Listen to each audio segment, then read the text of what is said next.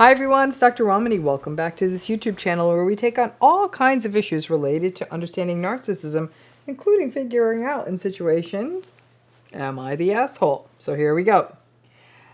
This is written me. So the person's question is, am I the asshole for leaving during an evening with my girlfriend to go help my ex?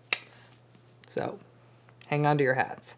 Me, the writer, is a 24-year-old male, and my ex-girlfriend, 24-year-old female, broke up a little over 2 years ago. 1 year before our breakup, we adopted a dog named Bean. I am not going to lie, we were kind of the crazy pet owners. He was like our kid. Our breakup was mutual, and at the end we were more friends/roommates than a couple. The hardest part was figuring out what to do with Bean. We both wanted to keep him in our lives, so we decided on an arrangement to please both of us. She has the bigger garden, and she often works at home, so she has him most of the time.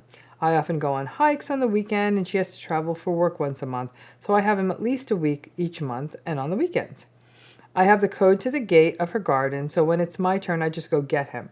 Her brother is one of my closest friends, and I hike with him, so during the weekend, he is the one getting him. If we talk, meaning him and his ex, if we talk, it's mostly to give small updates about our family. We've known each other since we were 15, and the dog. I know this arrangement is unusual, but Bean is our dog, and right now both of us can't imagine not having him in our lives. 6 months ago, I met Anna, who's a 25-year-old female. She is now my girlfriend. She never complained or said anything about how things work with Bean. This Monday, Anna came over to my house. It was just a casual evening together. Around 10 o'clock, my ex called me in tears. A neighbor came in the afternoon to deliver something, and she forgot to close the gate. When my ex came back, Bean was missing. Scary. She told me that her and her boyfriend looked around but couldn't find him, and they were going to call more people to search for him. I told her that I was coming. I asked Anna if she wanted to come, but she refused. When I arrived at my ex's place, a few people were here to help: her boyfriend, her brother, the neighbor, and her family, and some of our friends. Anyhow, it took us over an hour, but we finally found him, and he was fine. We took him home, and I gave him a lot of hugs, said bye, and left. I came home, and Anna was already in bed. When I tried to talk to her, she told me that she was tired and didn't want to talk.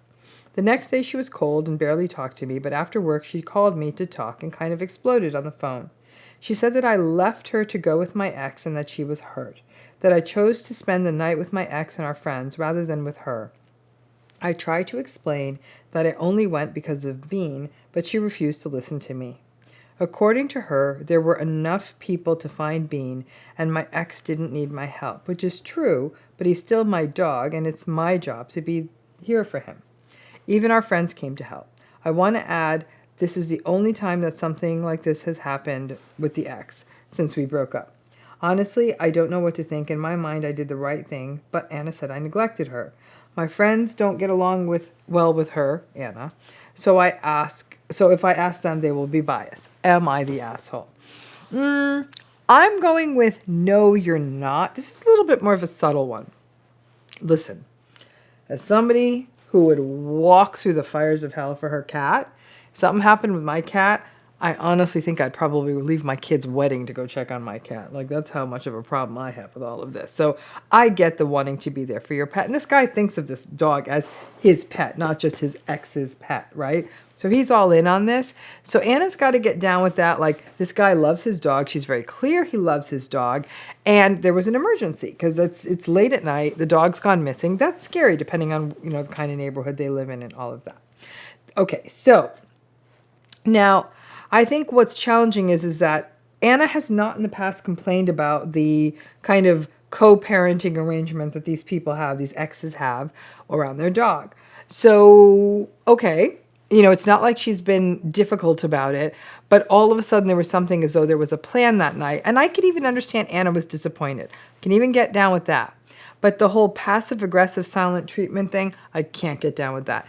Anna really should have grown up and said, listen, that night, I was not comfortable that you left, I don't know that I would have been, again, I still I wouldn't have been fond of that as an Anna response, but she really, really did not do herself any favors by saying, oh, how could you, by being passive aggressive, by doing that whole silent treatment thing. It's a bad precedent, and they've only been together 6 months, so it's early days, and he really wants to take that as the red flag it is, that when she doesn't get her way, she becomes very, very petulant, and that's not a healthy play.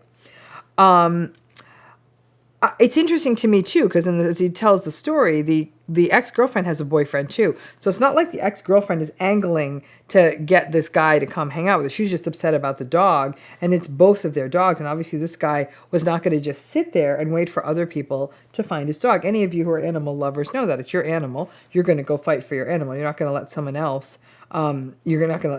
Figure it out. The way Anna, the girlfriend, frames it is that the boyfriend, the dog-owning boyfriend, is that he chose to spend the night with his ex and friends rather than with her. That's a little bit of a kind of a distortion. It's not like he went over there to have a glass of wine and leave her behind. He went for an emergency, and once the dog was found and he gave it some hugs, he came home. So it's not as though he blew her off. It's not as though he spent the whole night there. So Anna's being a little bit, I'm going to say, immature. I would not, in this case like this, I don't know that I'd go heavy and strong. Oh, Anna's a narcissist. We don't know that. We don't know if this is a one-off, that she'll learn from this. If she pulls a stunt like this again, homie may really want to reconsider this, because it's early enough in the relationship that this is not a healthy kind of a pattern. But that Anna is saying that he neglected her. I mean, listen, they're young, I get that, but once real life happens and somebody has to step up for work, for kids, for a pet, for family members, and for a partner to immediately go to, oh, I neglected you, so I wasn't hanging out on a casual night at home, it doesn't feel, Anna needs to grow up. And I think that what's challenging is, I don't think he's the asshole. I'm not going to say that Anna is one. I'm going to say Anna, I think, needs to grow up. This is where it gets interesting when you're with people in their 20s and there's like an immaturity. And I've even said that, like at the light ends of sort of the difficult personality spectrum, a lot of it comes out as sort of an immaturity, and then a passive aggressiveness. And I would say to the Annas of the world, clean up your side of the street. Stop with the passive aggressive stuff and call something what it is. She might have even have said it more clearly. Maybe she doesn't get to see him as often as she wants or whatever. And on this one night they had, he goes and deals with this. But if she really wants to go into a long-term relationship, being able to show your mettle and you're being able to show your strength when something kind of goes wrong, and kind of be cool. Or better yet, Anna, more importantly, why didn't you go help him find his damn dog? Like, I think that that's what a relationship is about. You see your boyfriend is struggling because he's so upset that his dog's lost. Go with the man to help him find the dog, even if you just sit there. But that she just stayed home and didn't help him on something that really, really mattered to him. Yeah, I don't see much longevity for him and Anna. He's definitely not the asshole, but he may wanna just chill for a minute. And this one, try something new. And it's also telling that his friends don't like her, so there's something else going on there. So the combination of ingredients makes me think that maybe he wants to give it another bit of a shot, get a little more data. But after that, if anything even approximating this happens again, and why don't the friends like her? Not a healthy relationship, not loving the Anna of it all. She just might need to get a few more years on her tires, and let's see if she grows up. Thanks again.